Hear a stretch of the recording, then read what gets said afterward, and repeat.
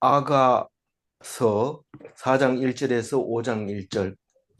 내 사랑하는 내 사랑 너는 어여쁘고도 어여쁘다. 너울 속에 있는 내 눈이 비둘기 같고 네 머리털은 길르앗산 기슭에 누운 염소 떼 같구나. 어, 오늘 이 말씀은 음, 동산에 있는 연인, 여인, 사랑하는 사람을 묘사하고 있는데 아름답게 묘사를 하고 있습니다.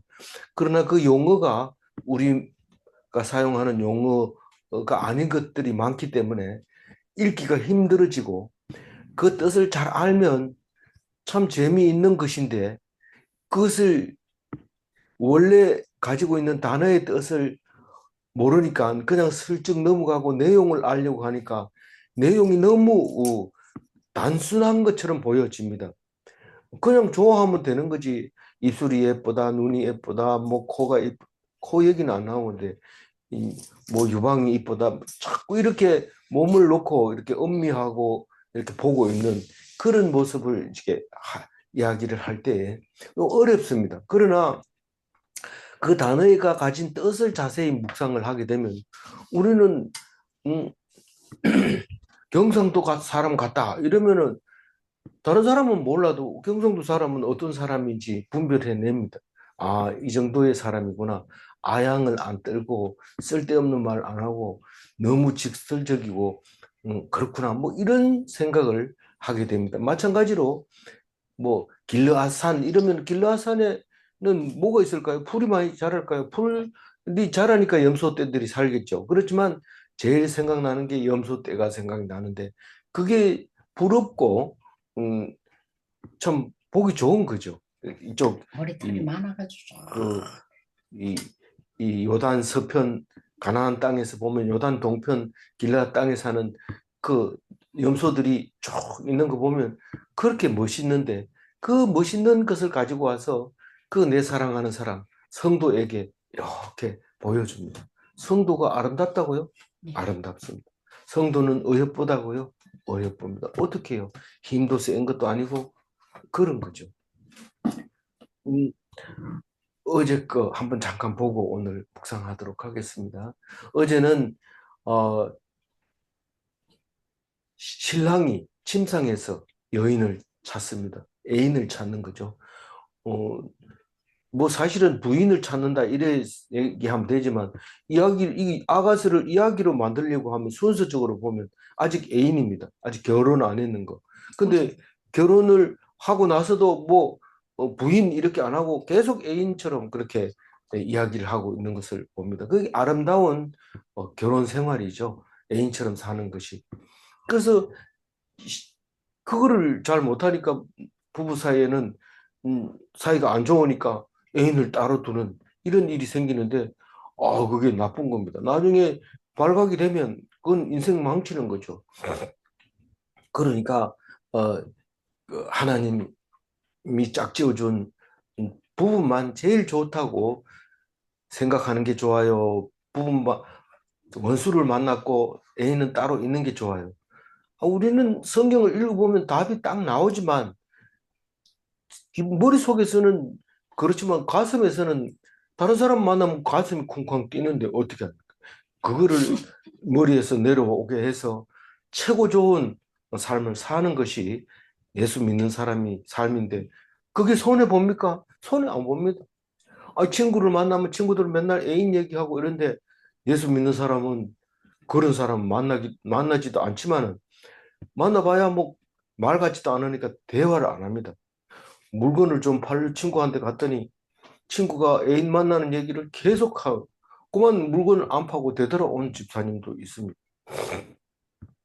그러니 우리는 어, 아무리 애인이 좋다 해도 가슴이 뛴다 해도 남편을 가슴 뛰는 애인으로 생각하면 그보다 더 행복한 게 어디 있습니까? 하나님이 하라고 할 때 하라는 대로 해야 되지. 뭐 남편은 내 마음대로 한다 이러면서 자는 거 막 발로 차고 이불 뒤집어 뺏기면서 일어나라고 이러면 돼요, 안 돼요? 이거는 성경 속에 없는 얘기입니다. 아이고 인간 구실을 해야지 말을 듣지. 인간 구실을 내가 그 사람을 인간으로 인정하면 인간이 되는 거고, 그 사람을 뭐 폐인으로 취급하면 폐인 되는 거고, 중독자로 생각하면 병원에 보내는 거고, 그런 거죠. 최고 좋은 거를 전후받고도 그런 짓을 하게 되는데, 우리는 성경을 안 보면 안 됩니다. 뭐 어떤 사람은 어, 부부 사이가 나빠서 아가씨를 못 잃는다 이런 사람이 있고, 또 아버지를 몰라서 어, 그 열왕기를 못 읽는다. 그, 그 선지서를 못 읽는다 이러고, 나는 학교 안 다녔으니까 선생이라고 부르는 그런 거는 못 본다. 그리고 뭐 또 여러 가지 이 경우를 줄 때마다 나는 몰라서 하나님을 모르겠다 이래 얘기하면 안 되고, 없더라도 하나님을 보고 그것을 있는 것처럼 할 때 다른 사람이 부럽지 않습니다. 그게 안전뱅이가 일어서는 거고, 봉사가 보는 거고, 기머거리가 듣는 겁니다. 나는 도저히 들을 수 없는데 성경에서 가르쳐 주니까 그걸 들을 수 있는 거고, 내가 도저히 볼 수 없는 건데 성경이 나를 보게 한 겁니다. 내가 아버지가 없는데도 아버지를 가르쳐 주면, 아, 아버지가 그렇게 귀한 거구나. 아버지 없이 아들이 된 사람은 없구나. 내가 다만 못 봤을 뿐이구나. 하나님도 못 보고 믿는데 아버지는 당연히 나를 낳아준 분, 그분을 내가 왜 모르겠나? 유복자라고 해서 아버지는 모릅니다. 이러고 성경 안 읽는다면 누가 이길까요? 그거는 말이 안 됩니다. 마찬가지입니다. 이 부부 사이, 애인 사이, 또, 또, 사랑하는 사이라고 할 것 같으면 아가서를 읽고 좀 더 아름답게 애인을 만나가지고 어제하고 오늘하고 또 만나 똑같다고 생각하면 부부나 뭐가 다릅니까? 그러 되면 뭐 이쁘다 소리 하는 것보다 오늘 뭐 먹을래 맛있는데 어디가 이거 얘기만 하고 그러면 안 되죠. 그러니까 만나자마자 첫날에 첫, 첫, 첫사랑을 잊어버리지 말고 그 이야기를 해줍니다. 우리가 아무리 결혼 생활이 힘들다 하고 어렵다 하더라도 첫사랑이 없겠습니까? 첫날 밤이 없었겠습니까? 그 첫날 밤을 생각하면서 이거를 읽으면 은혜가 되죠. 보통 은혜가 되는 게 아니고 부부 사이가 완전히 달라져 버리는 거죠.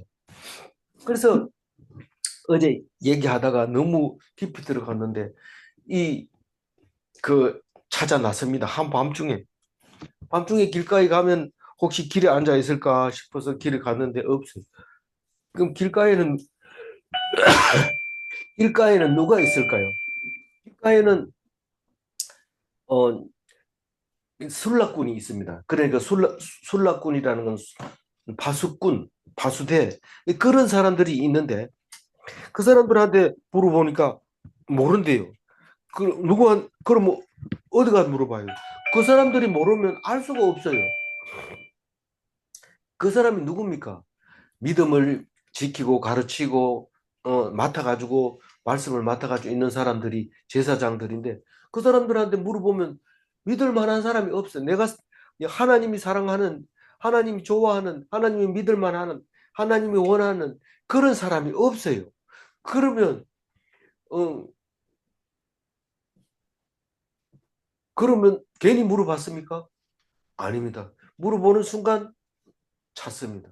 우리가 정말 예수 믿는 사람은 다 똑같지요 하고 물으면 똑같지 않은 사람이 있습니다.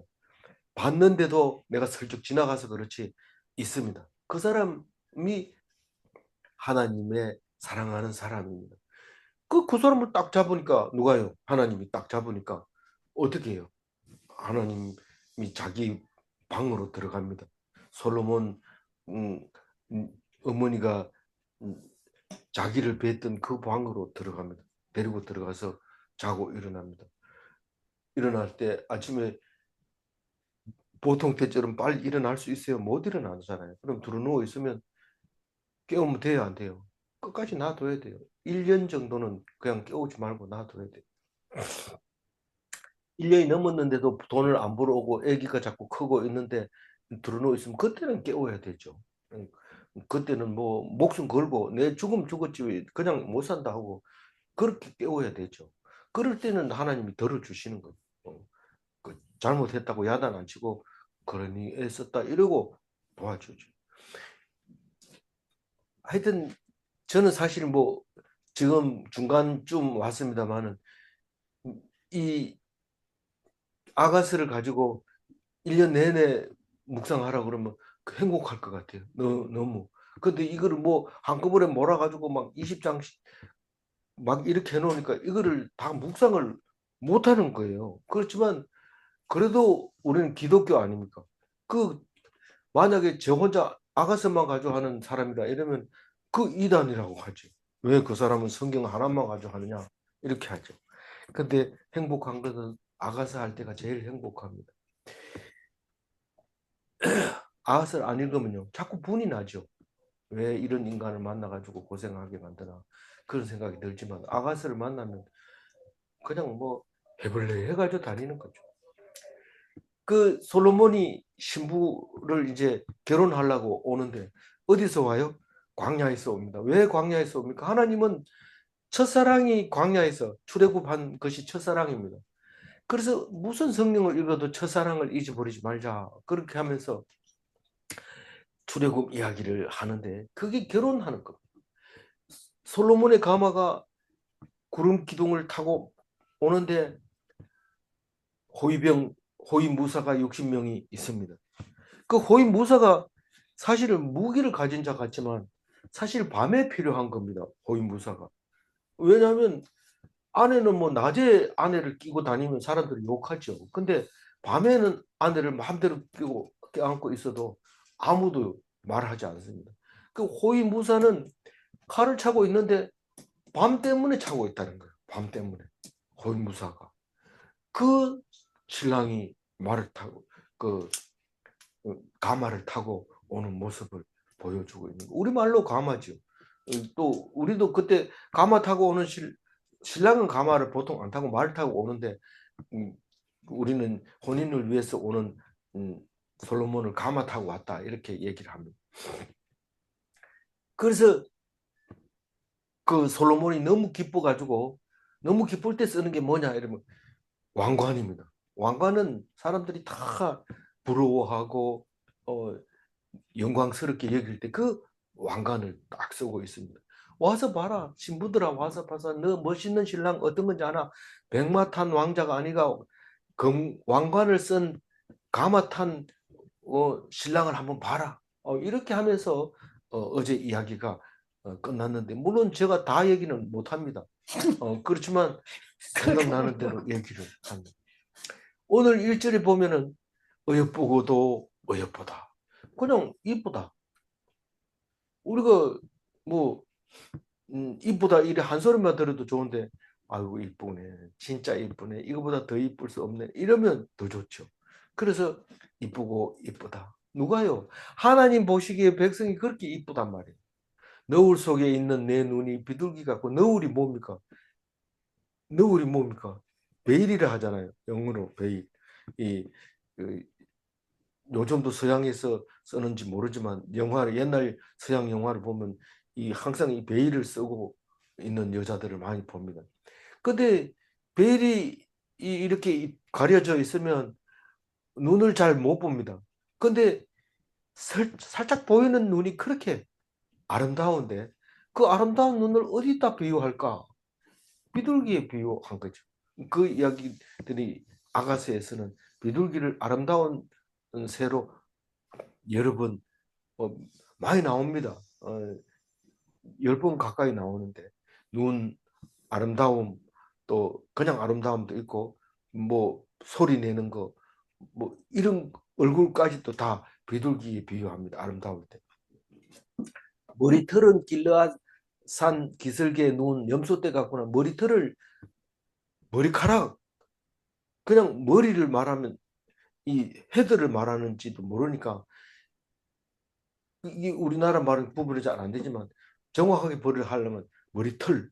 그래서 털이라는 단어가 별로 마음에 안 들어서 그냥 머리 이렇게 하는데 이빨도 마찬가지입니다. 이빨 이러면 발음이 별로 안 좋으니까 이 이렇게 하는데 그 머리가 얼, 어, 옛날 멋있는 머리를 삼당같이 치렁치렁하다니까 머리 긴 압살롬의 머리처럼 그렇게 긴 머리를 말하는데 길라 산기슭에 누운 염소떼가 참 그렇게 멋있게 세번역에서는 비탈길을 내려오는 염소떼라고 말하는데 염소가 쭉 비탈길을 내려올 때 아무데나 이리저리 못 가고 쭉쭉 그 골짜기를 따라서 내려오는데 멀리서 보면 머리가 추렁추렁하게 내려온 그 골짜기의 모습 같이 아름답게 이렇게 묘사를 하고 있습니다. 2절 내 이는 목욕장에서 나오는 털 깎인 암양 곧 새끼 없는 것은 하나도 없이 각각 쌍태를 낳은 양 같구나. 이것도 빨리 읽으면 무슨 말인지 모릅니다. 이빨이 어떠냐 하면 목욕장에서 나오는 털 깎는 암양, 털 깎인 암양. 털 깎인 암양이라고 얘기를 하는데 이게 이제 번역 다른 어려울 때마다 다른 책을 봅니다. 아주 쉬울 때는 쉽다는 얘기는 확실히 제대로 해석했다는 뜻이 아니라 내가 이걸 읽고 충분히 기쁨을 느끼고 아름답게 느껴질 때는 안 봅니다. 이것만 원본만 보지만 앞뒤 문장이 안 맞거나 이해가 안 될 때는 이것저것 다 찾아봅니다. 근데 이게 깎인 암양이 하얄까요? 털 안 깎인 양이 하얄까요? 깎인 양. 이 깎인 양은 그래도 살이 보이고 그래도 이렇게 살이 보이기 때문에 형태가 보이지만 그러니까 홀딱 벗은 것 같이 보이지만 이 털을 깎기 전에는 때가 묻어가지고 시커멓습니다. 그래서 그걸 씻어야 돼요. 그래서 씻고 나온 털 깎기 전에 양을 말하고 있는 겁니다. 그러니까 당신 이빨 되게 하얗다 이 말을 어떻게 표현했어요? 목욕장에서 나오는 예. 털 깎인 암양. 그래서 그 이빨을 참 하얗다, 쌀 같아, 뭐 이렇게 표현을 하는데 그 얘기입니다. 그리고 새끼 없는 것이 하나도 없다 이 말이 뭔 말입니까? 이가 빠진 게 하나도 없다는 거예요. 이가 빠진 게. 그리고 쌍태를 낳은 양 같구나 이 말은 그 짝이 맞다는 거예요. 아래 위에 짝이 딱 맞아 이를 딱 하면 그 이빨이 촥 이렇게 예쁘다는 거예요. 이것은 우리는 잘 모르지만 이 말을 한 히브리인들은 그 살고 있는 모습을 말로 표현했기 때문에 그렇습니다. 만약에 이가 이쁘다, 쌀이 같다 이렇게 얘기할 때 쌀이 베트남 쌀은 그런 이빨을 해놓으면 안 됩니다. 그 길쭉하고 윤기도 안 납니다. 근데 우리나라 쌀은 그렇게 이쁩니다. 그냥 먹기도 아까울 정도로 그렇게 예쁜 거죠. 3절 읽어보세요. 내 입술은 홍색 실 같고 내 입은 어여쁘고 너울 속에 내 뺨은 석류 한쪽 같구나. 마찬가지입니다. 이거를 저는 계속 이것만 가지고 묵상하고 몇 절만 가지고 이렇게 계속 했으면 좋겠는데 그래 뭐 하잖아요. 입술이 뭐 같아요? 홍색 실 같아요. 홍색 실을 우리가 본 적이 없지만 홍색 실 그 성막을 만들 때 홍색 실로 이렇게 하는데 그 색감이 우리가 그 립스틱 그 파는 데 가면 빨간색 하나만 있으면 되지. 왜 그렇게 가지수가 많습니까? 이쪽에서 이쪽까지 줄이 쫙 섰는데 30가지가 모릅니다. 제가 간이 작아서 30가지를 하는지 모르는데 아마 100가지가 넘을 수도 있어요. 그런 립스틱인데 그 홍색 실에서 우러나오는 그 빨간색은 이게 투명한 것도 아니고 반투명한 것도 아니고 그러니까 채도와 명도와 그다음에 뭐가 있어요? 색상 세계 대 색의 3요소 채도, 명도, 휘도 그런가요? 그 하여튼 그거를 가지고 있는데 묘한 색을 내고 있는 겁니다. 뭐가요? 입술이 그렇다는 거예요. 입술이 누구 입술이 그렇다는 거예요? 내 사랑하는 사람. 내 사랑하는 사람 누구란 말이에요? 성도란 말이에요. 성도가 무슨 입술이 홍색실 같아요? 그 사람은 말을 하면 그 말이 얼마나 빛깔나게 맛깔나게 하는 말을 하는지 몰라. 어떤 사람이 말하면 듣기 싫어. 그런데 어떤 사람 말하면 말을 어떻게 그렇게 예쁘게 하는지 몰라요. 그 입술을 그렇게 표현하는 거예요. 네 입은 어여쁘고 이렇게 얘기합니다.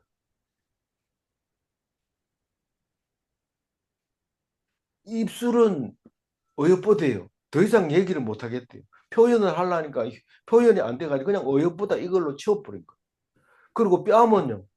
뺨에 뺨은 항상 너울을 덮으면 눈은 자기가 봐야 되니까 살짝 살짝 들기도 하지만 이 뺨은 항상 너울 속에 이, 이 이렇게 가려져 있습니다.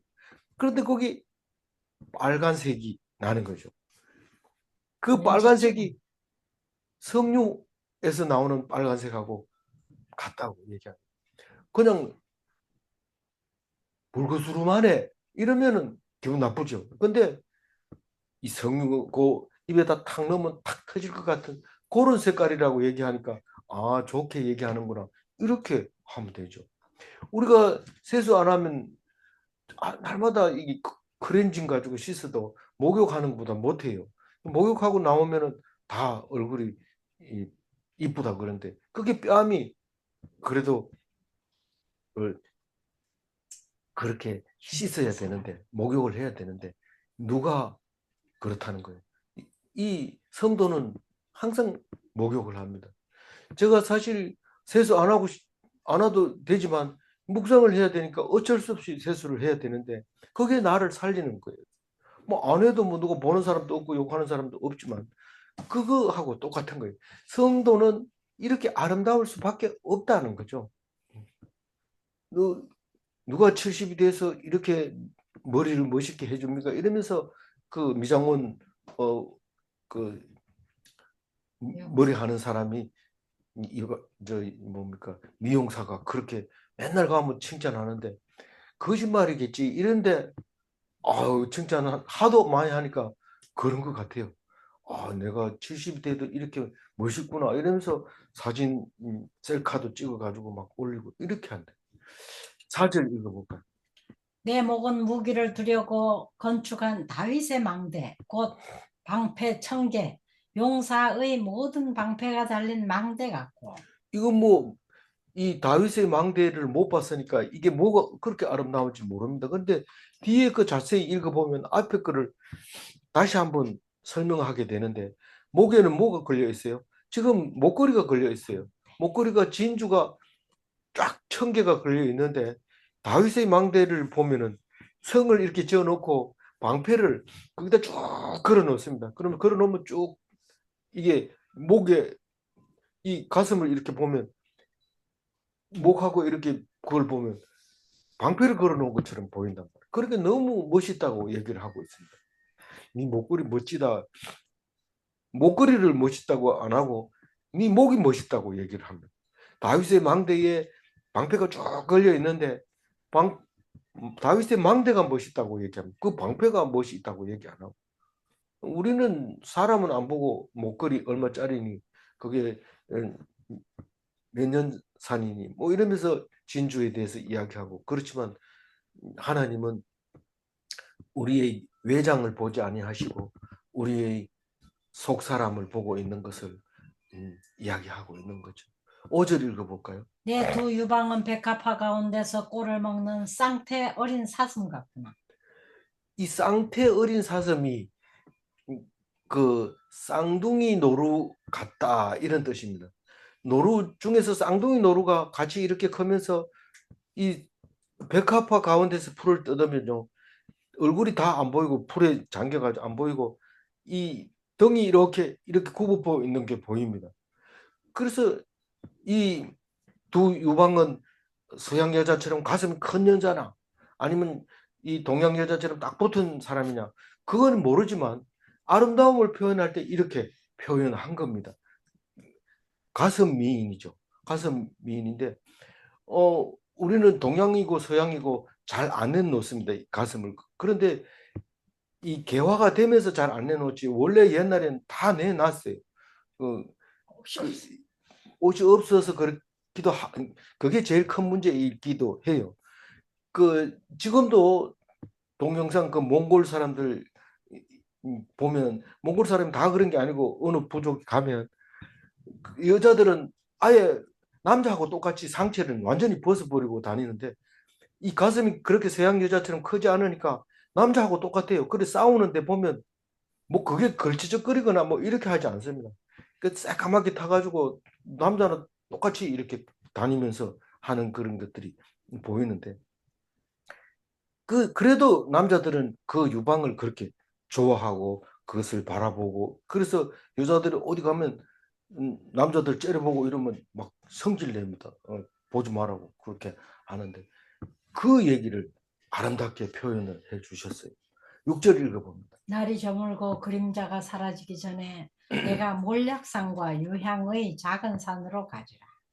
우리는 이제 몰약산과 유향산 이게 무슨 말인지 이해가 갑니다. 어, 날이 저물고 그림자가 사라지기 전에 뭔 말입니까? 우리는 영원히 사랑할 수 있을 것 같지만 못합니다. 그 우리는 영원히 사랑할 것 같아요. 그래서 결혼 처음에 시작할 때 흰머리 밥풀이 될 때까지 사랑한다 이런데 그래 못하죠. 근데 뭐 현실적으로는 머리는 뭐 한 40대만 돼도 머리 희끗희끗해지는데 어쨌거나 약속을 그렇게 합니다. 우리가 죽음이 우리를 갈라놓을 때까지 이렇게 약속을 합니다. 그렇지만 그게 계속하지 않습니다. 그러니까 우리가 하나님을 믿는 것이 계속 믿을 수 있는 것 같지만 황혼이 오면 그렇게 못합니다. 뭐 주님을 길이다 가리다 이렇게 하는 찬송도 있지만 죽기 전에 그 찬송 소리가 날지 안 날지 찬송 한 절 불러놓고 딱하닥 하면 좋지만 부르려 하면 힘이 안 나잖아요. 그 힘 안 나기 전에 우리가 만나자. 만나는 데가 어디냐면 몰약산과 유황산입니다. 몰약산과 유황산은 작은 산이라 했는데 작은 산이 뭐냐? 둘이 들어갈 수 있는 곳입니다. 둘이 사랑 나누는데 큰 광장이 필요하지 않습니다. 조그만 방 둘이 들어가면 딱 맞는 되면 됩니다. 그 작은 산골짜기로 가면 됩니다. 몰약과 유황은 무슨 뜻이냐? 그걸 피워놓으면 사랑이 점점 더 진해지는 그 제가 첫 시간에 아가서 첫날에 했던 이야기입니다. 그 향, 그게 두 사람의 침실임을 말하고 있는 거죠. 8절 읽어봅니다. 7절. 네, 7절. 나의 사랑, 너는 어여쁘고 아무 흠이 없구나. 그, 그 침실 안에서 하는 게 뭡니까? 우리는 다 알잖아요. 하나님과 우리하고 어떤 사이입니까? 말씀을 보고 너무 좋아하는 사이잖아요. 그 말씀을 보고 너무 기뻐하는 사이잖아요. 그러니까 큰 광장에서 공부하는 게 아니고 좁은 방에서 그냥 두세 사람이 모이면 내가 너와 함께 하겠다. 두세 사람만 있으면 하나님하고 미래를 나누는 겁니다. 그 미래가 오늘 이 말씀 알아들었다고 막 나가서 큰 소리 치고 막 이렇게 하는 게 아니고 그냥 그 말씀 그 자리에서 그냥 감사하고 기뻐한 겁니다. 어떤 여자가 나가서 어제 저녁에 난 너무 좋았어. 막 신랑이 너무 잘 사랑해줘서 이런 사람이 없잖아요. 그 방 안에서 그냥 사랑을 나누는 거죠. 그 작은 방에서. 그게 우리가 만약에 마이크 잡고 그 올림픽 공원에서 몇 월 며칠 말씀을 합니다. 다 모이세요. 이러면 사실상 하나님과의 두 사람의 사랑을 그냥 사람들 앞에 막 공포를 하는 거예요. 어떤 면에서 보면 돼지에게 진주를 던지는 거나 마찬가지입니다. 그리고 떡 하는 소리가 자기가 잘난 척합니다. 내가 이렇게 많은 사람을 모았다. 나 이름만 되면 많이 모여든다. 이걸 얘기하는데 돼지가 웃습니다. 진주를 보내면 이게 뭐 나한테 뭐 필요하나 이렇게 합니다.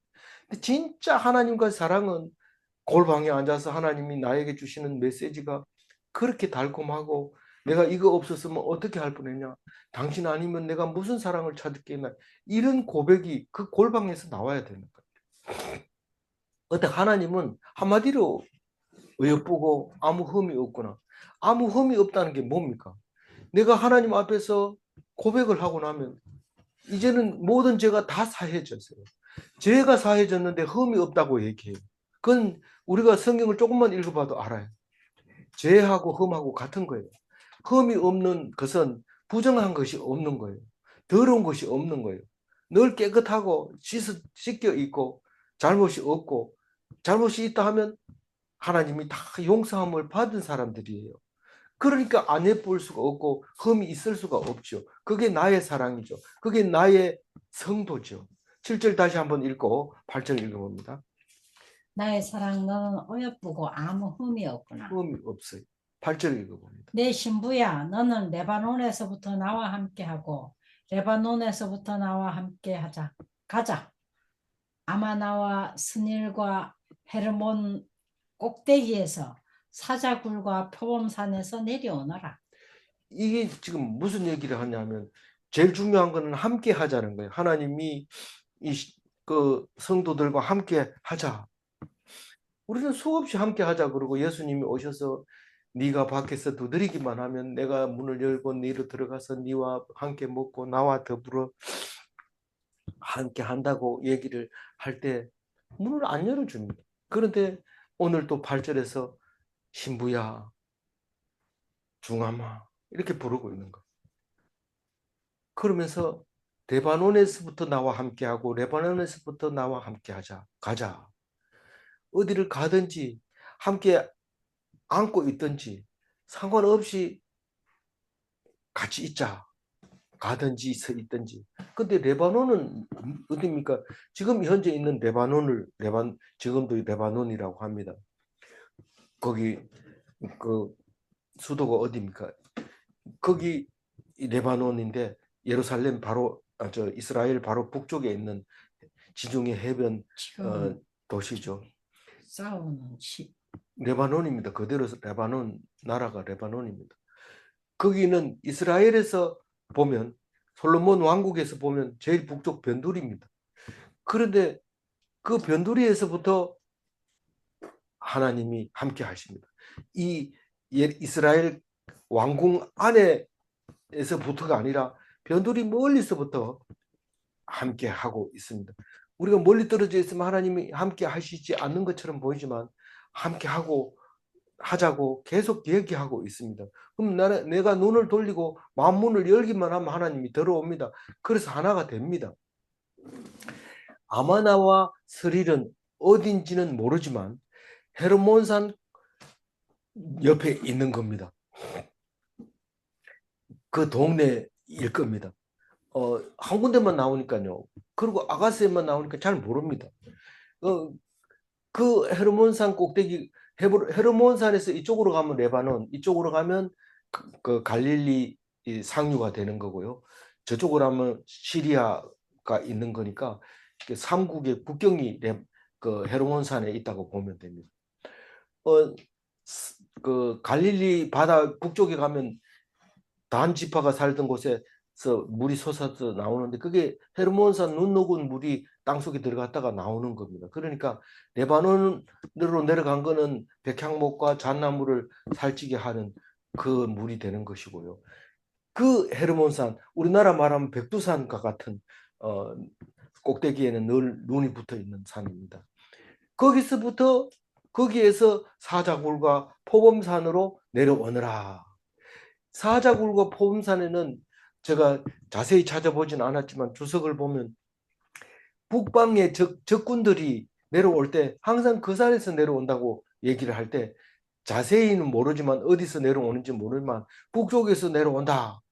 그렇게 얘기를 해서 사자굴과 포범산으로 내려온다. 그렇게 어디서 왔는데 몰라. 포범산에서 왔어. 사자굴에서 왔어. 이렇게 하는데 우리가 적들이 사는 그곳에서부터 함께 내려오자. 그런 얘기입니다. 그러니까 우리가 어떤 어려움을 당하거나 두려움 일이 있을 때 하나님과 함께하고 신부의 손잡고 내려오는 그 기쁜 마음으로 그렇게 내려오자고 하나님이 간절하게 말하고 노래하는 것이 8절입니다. 9절 읽어볼까요? 내 누이 내 신부야 내가 내 마음을 빼앗았구나. 내 눈으로 한 번 보는 것과 내 목의 구슬 한 깨미로 내 마음을 빼앗았구나. 이 내 누이하고 내 신부는 같은 말로 사용하고 있어요. 그래서 옛날부터 이 누이 사랑은 오빠, 오라버니죠. 그래서 노래도 오라버니, 누이, 동생 이런 얘기들도 많이 나온 건데 그래서 뭐 지금은 뭐 오빠라 하다가 이제 조금 있다가 아빠라 하다가 뭐 조금 있다가 신랑이라는 말 잘 안 써요. 신랑이 별로 안 좋나 봐요. 그래서 어쨌든 신부가 더 좋는 것 같아요. 그럼 뭐 신부 하면 되죠. 그럼 신랑이라고 하면 되죠. 그래서 결혼한 사람 보고 사람들 오래된 사람 보고 신랑이라는 말 안 쓰는데 신랑 참 좋은 말이에요. 그래서 신랑은 원래 결혼하기 전에 결혼식 날에 부르는 게 아니냐 이런데 절십이 돼도 신랑이라 하는 건 듣기 좋은 거죠. 그래서 내 누이, 내 신부 이런 것은 정말 우리 종섭이도 하다샤를 어릴 때는 너무 예배 드릴 때도 같이 붙어 앉아서 하고 이런 사람들이 쟤들 둘이 사귀나 뭐 이런 정도로 얘기를 했는데 그 나이 먹어도 마음은 똑같죠. 그런 뭐 겉으로는 임자가 있으니까 함부로 하지 못하지만 그렇게 오빠라고 하고 누이 동생이라고 하는 그 두 누이와 신부가 같은 걸로 이름을 부르고 있습니다. 그게 뭐 틀렸다 맞다 이게 아니라 성경을 좀 봐요. 그러면 뭐 그런 소리 안 하죠. 네가 내 마음을 빼앗았구나. 어디 가서 맛있는 거 있으면 내 동생 줘야지 이러면서 주머니 넣어놨다 주고 그런 것 같은 거죠. 네 눈으로 한번 보는 것, 뭐 보면 참 이쁩니다. 그래서 동생 부를 때 또 말소리도 달라져요. 목소리도. 다른 여자들 부른다든가 다른 사람들 부를 때 하고 목소리가 달라져요. 오빠가. 제가 보니까 그렇더라고요. 그리고 네 목의 굿을 한 깨미로 내 마음을 빼앗았구나. 그 목의 굿을 한 깨미가 아까 다윗의 망대에 걸려있는 방패처럼 쫙 이렇게 구슬이 꿰 있는 것을 보는데 그걸 보고 마음이 빼앗겨. 그 구슬하고 지하고 뭔 상관이 있습니까? 근데 구슬만 보고 가슴이 쿵쾅 뛰입니다. 어떤 사람은 빨간 코트만 입어도 막 가슴이 뛰는 사람이 있었어요. 10절 읽어보면 내 누이 내 신부야 내 사랑이 어찌 그리 아름다운지 내 사랑은 포도주보다 진하고 내 기름의 향기는 각양 향품보다 향기롭구나. 하나님이 왜 우리를 보면은 그렇게 마음을 빼앗기고 한 눈만 맞춰도 그냥 깜빡하고 그 내 모습을 보면 그래 좋아할까요? 그게 사랑이니까요. 하나님 내가 뭐 잘났다고 나를 사랑합니까? 모르죠. 어떻게 해서 남편이 나를 사랑하는지 아무리 따져봐도 몰라. 어떤 사람은 오해를 합니다. 내가 잘생겼으니까 그렇지. 이러고 어떤 사람은 내가 돈이 있으니까 그렇지. 내가 건강하니까 그렇지. 아무리 생각을 해도 나를 좋아할 이유가 없습니다. 무슨 건강한 사람 한 사람밖에 없습니까? 돈 있는 사람은 한 사람밖에 없습니까? 뭐 그래 잘생겼습니까? 그런데도 오해를 하고 자꾸 튕기고 있는데 아가씨를 좀 읽어보세요. 그게 그것 때문에 사랑하는 게 아닙니다. 그냥 사랑합니다. 그것은 신부기 때문에, 누이 동생이기 때문에, 그렇기 때문에, 꼭 동생이라는 뜻은 아니죠, 누이는. 뭐, 누나도 될 수 있어요. 신부. 내 누이, 내 신부야. 이렇게 얘기하잖아요. 그래서 되게 아름다운 것을 어찌 그리 아름다운지 이렇게 표현하고, 포도주보다 진하고, 우리는 포도주가 발효를 많이 하면 오래되면 더 진합니다.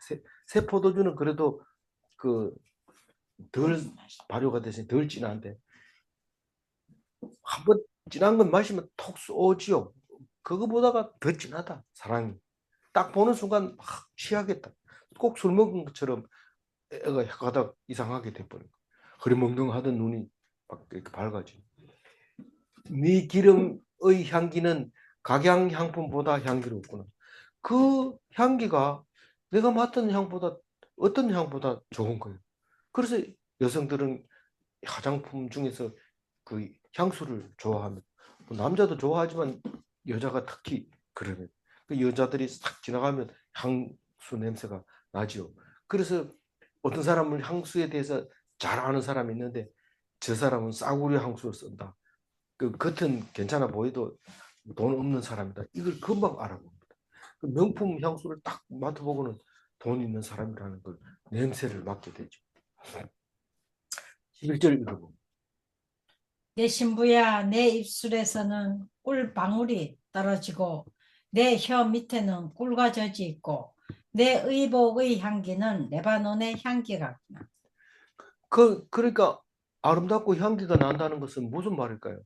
무슨 말을 해도 참 멋있고 또 뭐 제스처를 써도 참 멋있고 그런 게 하나님 눈에 보인다는 거예요. 음, 뭐 속은 거룩하지 않지만 거룩하게 이렇게 걷기만 해도 사람들이 야, 저 사람 장로님 오신다 이렇게 얘기할 수 있도록 그 모습이 하나님 보시기에 좋은 거죠. 근데 입술에서 뭐 꿀이 떨어집니까? 근데 말하는 걸 이렇게 능장 코를 흘리고 쳐다본다 그래요. 그 사람 말이 뭔 말을 하는데 그렇게 능장 코를 흘리냐 이럴 때 꿀이 떨어지는 거예요. 침이 질질질 떨어지는데도 모르고 그 소리를 듣고 있는 거예요. 누가 얘기하는 거를? 그 신부가 얘기하는 거예요. 이 성도가 얘기를 하면 그렇게 그 단말을 하는 거죠. 늘 들어도 괜찮은 말을 하는데 어떤 사람은 한마디 하면 딱 정념이 떨어지는 얘기가 있는데 목사도 그래 아무리 좋은 말 하다고 한마디 잘못하면 그만 딱 마음이 싫어집니다. 그거는 뭐 할 수 없어요. 그건 신부가 아니니까 그렇죠. 그래서 내 밑에 혀는 꿀과 젖이 있고 이 꿀은 그래도 간식으로 먹을 수 있고 젖은 그래도 거의 양식으로 먹고 있어야 돼요. 그 우리가 말을 다 못하죠. 그런 혀 밑에 있는 거 다 못한 이것은 양식입니다. 사실 남아 있어서 아가스도 있고 이제 시편도 있고 역대기도 있고 있는데 그게 젖입니다. 조금씩 나와서 우리가 먹고 힘을 얻고 살아갈 수 있게. 의복의 향기는 레바논의 향기 같구나. 그 말씀을 전하는 사람이 뭐 양아지 같은 옷을 입고 말씀을 전하실 수가 없어요. 그래서 늘 깨끗하게 입고 나는 목사 아니니까 괜찮아 이게 아니고 하나님 말씀 말하는 사람이 왜 저렇게 지지분하냐 이러면 안 되잖아요. 그러니까 자세, 옷만 얘기하는 게 아니고 자세와 마음과 표정과 이게 다 의복에서 나는 향기라고 볼 수 있는 것이죠. 12절을 읽어볼까요? 내 누이 내 신부는 장근 동산이요 덮은 우물이요 봉한 샘이로구나. 이거 빨리 읽으면 우리나라는 동산도 없고 우물도 없고 샘도 없으니까 못 읽습니다. 알 수가 없어요. 근데 잠근 동산이라는 것은 잠궜다는 거예요. 락을 걸었다는 거예요. 그게 빗장을 지른 동산이라는 거예요. 동산에 있는데 울타리를 쳐놨는데 거기다가 빗장을 딱 길러놓고 그 앞에서는 신랑 신부가 발가벗고 뛰어다녀도 괜찮아요. 근데 에덴 동산이죠. 근데 그게 열려 있으면 짐승도 들어오고 작은 영어도 들어오고 막 들어옵니다. 그러니까 잠건 동산이 얼마나 좋아요. 그 얘기하고 있는 거예요. 이걸 모르니까 뭐 아가서 또 일라 이러는데 하나하나 알고 나면은 막 너무 좋은 거예요. 빨가벗고 동산에 뛰어다닌다고 생각해 보세요. 그건 뭐 사슴이 부러워요. 뭐가 부러워요. 노루가 부러워요. 그것을 생각하는 거죠. 그래 좋나 이래. 그래 좋습니다. 덮은 우물은 뭘까요? 이게 오염되지 않으라고 덮어요. 안 열으면 바람이 불고 낙엽이 들어가고 뭐 이런 게 곤충들이 뛰어 들어가고 이래서 안 됩니다. 꼭 덮어 놓으면 어떻게 돼요? 맑은 물, 오염되지 않는.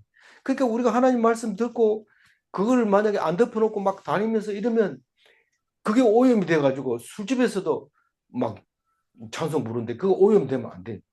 그래서 뭐 안 부르는 것보단 부르는 게 낫지만 그래도 그렇게 오염되면 안 되니까 될 수 있으면 술집에서 찬송가 부르는지 어떻게 알아요? 가니까 알죠. 그러니까 좋다 나쁘다 얘기하기 전에 그런 거 하면 안 되는 거예요. 그게 우물을 덮어 놓은 거예요. 교회 나오고 성도들하고 함께 힘을 맞춰서 함께 하나님 나라를 노래를 부르는 게 그게 덮인 우물입니다. 안다고 해가지고 막 다른 데 가서 막 소리 지르고 이러면 안 돼. 봉한 샘은 뭡니까? 딱 봉해 놓으면은 샘을 딱 봉해 놓으면 그게 오염이 안 됩니다. 덮은 우물하고도 또 다른 깡통은 이게 봉해놨기 때문에 아무리 오래 가도 먹습니다. 그냥 덮어놓은 거는 오염은 안 됐지만 빨리 먹어요. 아니, 아가새에 무슨 간섬에가 나오냐? 간섬에 나옵니다. 깡통 말하는 거죠. 통조림. 그게 통조림 어디 나오냐? 봉한샘이 통조림이다. 13절 읽어봅니다. 내게서 나는 것은 석류나무와 각종 아름다운 과수와 고멜하여. 네, 나도 불과. 예, 그게 13절인데 이 니게서 나는 것이 뭡니까? 아름다운 그 누이 내 신부에게서 나는 것이 석류나무고 각종 과수나무고 고벨하고 나도 풀이다. 석류나무는 좋잖아요. 우리 집 이사 와가지고 제일 먼저 담을 없애는데 담 옆에 석류나무가 하나 있었어요. 그래서 잔금 치르기 전에 석류나무를 벌써 없앴어요. 차가 와가지고 싹 치워버렸어요. 근데 주인이 원래 살던 주인이 석류나무를 없앴다니까 그렇게 가슴 아파하면서 미리 얘기하면 우리가 파갔을 텐데 이렇게 얘기하면서 가슴 아파하는데 그 석류나무가 그렇게 아름답고 이쁘고 그렇게 이제 좋은 거죠. 우리나라가 그런데 중동 지방에는 석류나무가 조금만 이쁘면 석류나무 같다. 그만큼 그렇게 사랑스러운. 그건 모르니까 뭐 그렇죠. 이 석류나무가 나는 것은 어디에? 동산이 있죠. 동산. 동산에서 나는데 이제 그거를 읽어볼 수 있어요. 우물도 동산에 있는 거고 뭐 샘도 동산에 있는 거죠. 에덴 동산을 말하고 있는 거예요. 각종 아름다운 가수, 선악을 알게 하는 나무, 생명나무도 있고 또 여러 가지 나무도 있습니다. 그리고 고벨화는 우리나라는 잘 안 나지만 그 고벨화는 방향성이 있어요. 향이 진한 나무라고 해요. 그래서 뭐 꽃이 향이 안 나는 게 어디 있어요. 그런데 그쪽은 고벨화가 나니까 고벨화 향이 나는 나무는 보면 볼품이 없는데 그게 쌀이 나무처럼 그렇게 향기가 나는 것 같아요. 나도풀. 나도는 나도 향수를 만드는 풀인 것 같아요. 14절 읽어보. 나도와 번후화와 창포와 개수와 각종 유향목과 몰약과 침향과 모든 귀한 향품이요. 이게 전부 다 14절에 나온 게 전부 향품입니다. 번홍화는 그것도 그 향기를 품어내는 방향성 꽃이다. 창포, 우린 창포가 잘 압니다. 이 못가에 잘 압니다. 못가에. 그러니까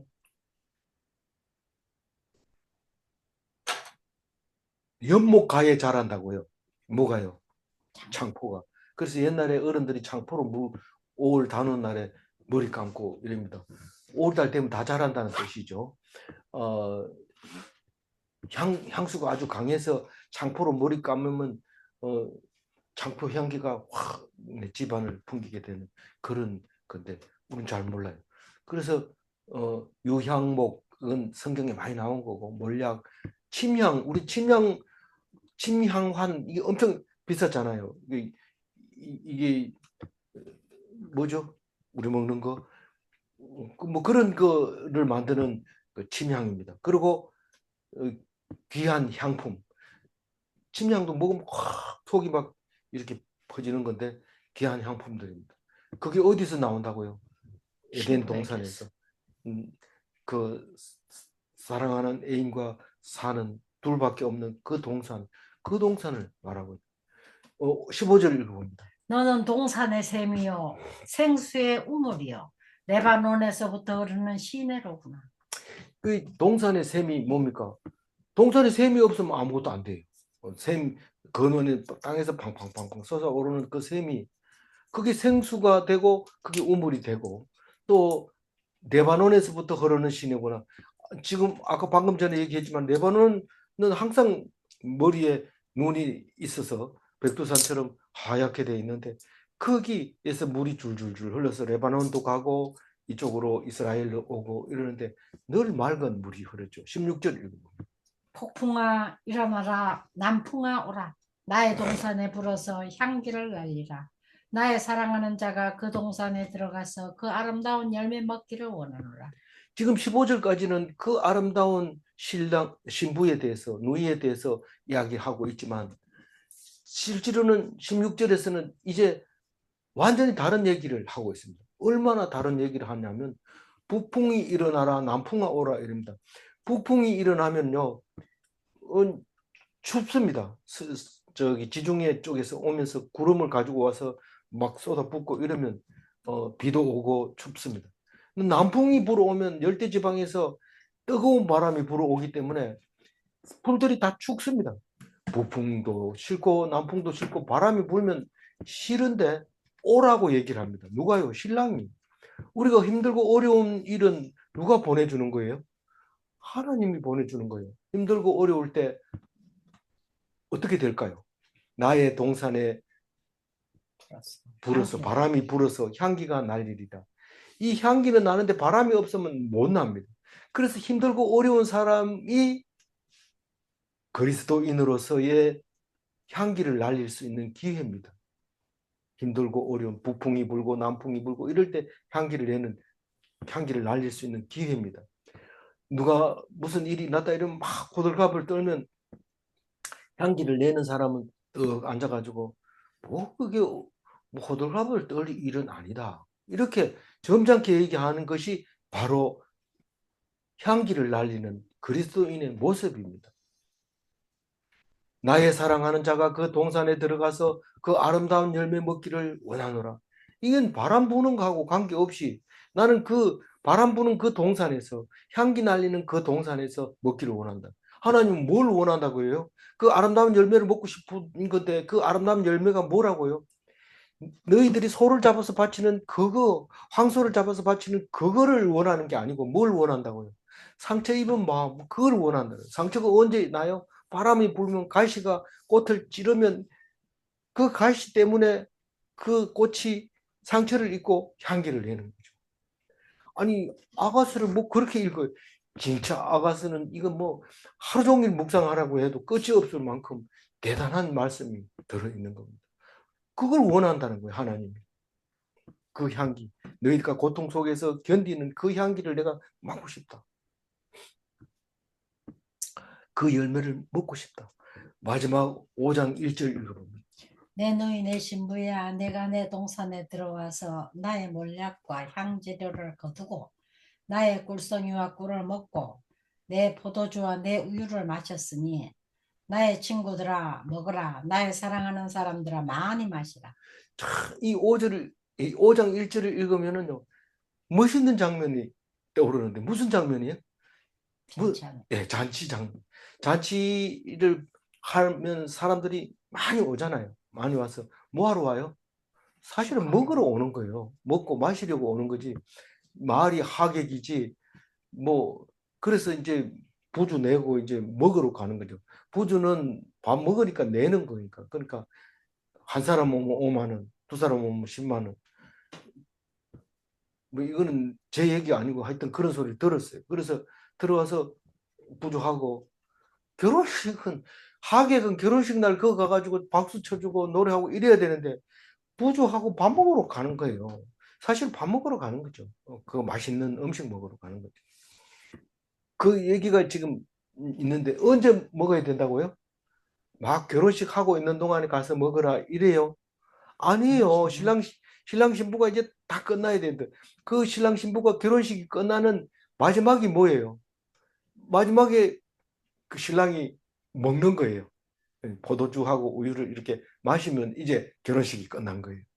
그러고 나서는 하객들이 다 가서 마음대로 먹고 마시고 그러는 거예요. 그런데 결혼식장이 어디예요? 내 동산이에요. 내 동산. 신부는 누구예요? 내 누이, 내 신부예요. 그 신부가 들어와서 들어오고 내가 동산에 들어가면 나는 다니면서 몰약과 향재료를 거둡니다. 왜요? 사랑이 끝났으니까 이제 정리를 해야죠. 잔치를 벌여야 되는데 이 자리에 유향과 몰약을 놔두면 이제 안 되니까요. 사랑은 뭐 하루 종일 나눌 수는 없는 거니까. 그리고 거두고 그리고 꿀송이와 꿀 그 잔치상 중에서 제일 맛있는 케이크, 그걸 갖다 놓고 그걸 딱 먹고 딱 나면 사람들이 박수를 칩니다. 왜 박수 칩니까? 이제 밥 먹어도 되겠다 이러면서 박수 치는 거죠. 그게 5장 1절의 모습입니다. 제 말을 알아들었으면 5장 1절 다 같은 목소리를 한 번만 더 읽고 마무리할게요. 내 내 누이 누이 내 내 신부야 신부야, 내가 내가 내 내 동산에 동산에 들어와서 들어와서 나의 나의 몰약과 몰약과 향재료를 향재료를 거두고 거두고 나의 나의 꿀송이와 꿀송이와 꿀을 꿀을 먹고 먹고 내 내 포도주와 포도주와 내 내 우유를 우유를 마셨으니 마셨으니 나의 나의 친구들아 친구들아 먹으라 먹으라, 나의 나의 사랑하는 사랑하는 사람들아 사람들아 많이 많이 마시라. 마시라. 나는 사랑받는 예수님의 누이며 신부입니다. 하나님이 혼인식의 주인입니다. 질문합니다. 사랑의 신랑의 친구들은 하나님의 성도인가? 또 질문합니다. 신랑의 사랑하는 사람들은 성도를 말씀하시는가? 기도하겠습니다. 하나님, 오늘 아가서를 주실 때 감사합니다. 혼자 읽을 때는 빨리 넘어가고 잘 이해가 되지 않았지만 천천히 읽을 때는 하나님이 우리를 얼마나 사랑하는지, 얼마나 아름다운 사랑을 하는지, 얼마나 향기나는 사랑을 하는지, 얼마나 기쁜 사랑을 하는지 알게 해주셔서 감사합니다. 우리는 날마다 잔치날이 되고 날마다 하나님과 함께하는 날이 되어서 늘 행복하게 하여 주옵소서. 감사드리옵고 우리 주 예수 그리스도 이름으로 기도 올리옵나이다. 아멘.